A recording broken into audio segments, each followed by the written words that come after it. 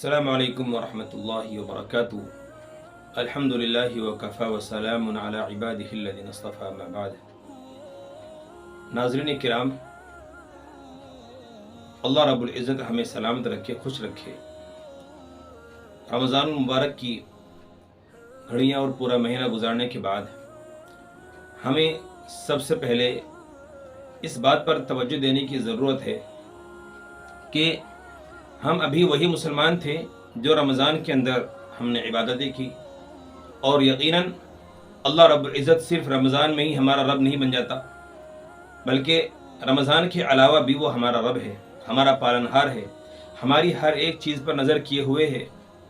تو کیوں نہ ہم اللہ کی ان صفات کو اور اللہ کی قدرت اور طاقت کو جو ہم نے رمضان کے اندر میں محسوس کیا، برکات کو رمضان کے اندر محسوس کیا، وہ بڑائی، وہ طاقت، وہ قدرت اللہ کی ہمیشہ رہتی ہے۔ ہم اپنے آپ کو صرف چاند دیکھ کر مسلمان اور چاند دیکھ کر اپنے آپ کو مسلمان سے الگ تھلگ نہ سمجھیں، بلکہ ہم یہ سمجھیں کہ اللہ رب العزت ہمیشہ سے ہمارا رب ہے، رہے گا۔ تو اس لیے ہمیں اپنی ان عبادات پر دوبارہ گامزن اور دوبارہ اس پر لگ جانا چاہیے، جیسے ہم رمضان کے اندر تھے، کہ ہم نمازی بن جائیں، ہم ذکر کرنے والے ذاکر بن جائیں، ہم قرآن کریم کی تلاوت کرنے والے بن جائیں، ہم سلام اور صبر، تقوی، طہارت، پاکیزگی کی زندگی گزارنے والے بن جائیں۔ تو اس سے ہم دور کیوں ہٹیں؟ یہ بہت پیاری زندگی ہے، بہت خوبصورت زندگی ہے، بڑی برکات سے بھری ہوئی ہے۔ رمضان میں برکتوں کے نزول کی ایک خاص وجہ یہ ہوتی ہے کہ ہم رمضان میں متقی پرہیزگار بن گئے تھے۔ خدا کی قسم، اللہ کا سچا اور پکا وعدہ ہے کہ اگر ہم وہی زندگی دوبارہ شروع کر دیں 11 مہینوں کے اندر، تو اللہ رب العزت ہمارے مطابق، ہمارے مزاج کے مطابق، ہماری منشا کے مطابق، ہماری خواہش کو اپنی خواہش بنانے کے مطابق بارش برسائیں گے، پھل اگائیں گے، حالات بحال کریں گے، اور حکومتوں پر وہ لوگ حاکم ہوں گے جو ہم چاہتے ہیں، جیسا ہم چاہتے ہیں۔ آج ہر شخص کشم پرسی کے حال عالم میں ہے، اور مسلمان ایک ذہن سے بالکل منتشر ہو چکے ہیں کہ ہم کس طرف جائیں، کدھر کو جائیں۔ جو ٹکڑے ڈال رہا ہے ہم اس کی طرف جا رہے ہیں، جو ٹکڑے پھینک رہا ہے ہم ان کے ہی گیت گا رہے ہیں۔ حالانکہ ہم دیکھ رہے ہیں کہ جو لوگ اسلام سے الگ زندگی گزارتے ہیں، وہ لوگ آج ایک جٹ ہو رہے ہیں اور ایک پلیٹ فارم پر کھڑے ہوئے ہیں۔ وہ چاہ رہے ہیں کہ ہم جو چاہیں وہ کر سکتے ہیں، حالانکہ ان سے اللہ کا وعدہ نہیں ہے۔ اللہ نے وعدہ آپ سے فرمایا ہے کہ اگر تم متقی پرہیزگار بن جاؤ تو پھر میں وہ کروں گا جو تم چاہتے ہو۔ تو رمضان میں ہم نمازی تھے، رمضان کے اندر بھی نماز فرض، رمضان کے باہر بھی نمازیں فرض ہیں۔ ہم نمازوں کی پابندی کریں، ہم اللہ کو یاد رکھیں، ہم صدقات خیرات میں خوب بڑھ چڑھ کر حصہ لیں، ہر شخص کو دیں جو ہمارے سامنے ہاتھ پھیلاتا ہے، جو نہیں پھیلاتا اس کو بھی، جو پھیلاتا ہے اس کو بھی دیں، ڈھونڈ کر دیں۔ اپنے علاقوں سے غربت کو ختم کریں، غریبی کو ختم کریں، زکوٰۃ مکمل طور پر ادا کریں، مکمل طور پر حساب لگا کر، تاریخ مقرر کر کے زکوٰۃ ادا کریں۔ جن پر حج فرض ہے وہ حج کی ادائیگی کے لیے اپنا فارم بھریں، اپنی کوششوں کو جاری رکھیں، اپنی عبادت۔ ابھی چونکہ رمضان ابھی قریب ہی گئے ہیں، ہماری مشق ابھی بھی تازہ ہے، ہم اس مشق کو ہاتھ سے نہ چھوڑیں، اور ہم انشاءاللہ اپنی عبادت پر دوبارہ آ جائیں۔ سوچیں کہ ہم کس طرف جا رہے ہیں، ہم کیا کر رہے ہیں۔ ابھی ہم نمازی تھے، ایک دم سے بے نمازی بن گئے۔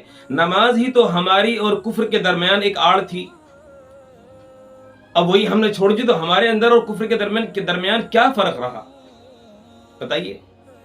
اور فرائض کے اندر جو موٹے موٹے فرائض ہیں وہ 4-5 احکام ہی نہیں ہیں، بلکہ پوری زندگی میں بہت زیادہ فرائض اور احکام ہیں۔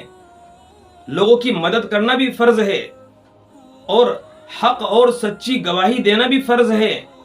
یہ ووٹ جو ہے، یہ آئینی ہمارا حق ہی نہیں ہے، بلکہ یہ اسلامک اور مذہب کے اندر اس کی بڑی اہمیت ہے۔ ظالم اور جو مظلوم ہیں ان کے درمیان ایک گواہی ہے کہ مظلوم کو اور ظالم کو جو کٹگھڑے میں کھڑا کر دیا گیا ہے، اور ان سے اب ظالم کے بارے میں، مظلوم سے پوچھا جا رہا ہے کہ گواہی دو اس کے بارے میں۔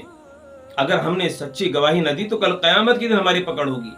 حدیث میں بھی اس کی وضاحت آئی ہے کہ تم ظالم کا بھی ساتھ دو اور مظلوم کا بھی ساتھ دو۔ مظلوم کا سمجھ میں آتا ہے کہ مظلوم کے ساتھ کھڑا ہونا ہے، بھائی مظلوم کی جو ہے ہمیں ان کی مدد کرنی ہے، لیکن ظالم کی مدد کیسے کریں ہم؟ تو ظالم کی مدد اس معنی کر ہو کہ ہم ظالم کو اس کے ظلم سے روکیں۔ اور یہ الیکشن ہمارے لیے بہت بڑا چیلنج ہے، 2024 کا بہت زبردست چیلنج ہے ہمارے سامنے میرے بھائیو۔ اصل طاقت اللہ کے ہاتھ میں ہے، اصل طاقت اور اصل رزق دینے والا اللہ ہے، اصل کرسیوں پر بٹھانے والے بھی اللہ کی ذات ہے، کون کس کو بٹھانا ہے، کس کو جتانا ہے۔ لیکن وہ جب ہوتا ہے جب مسلمان ایک جٹ ہو جائیں اور عبادت کرنے لگے اللہ کی۔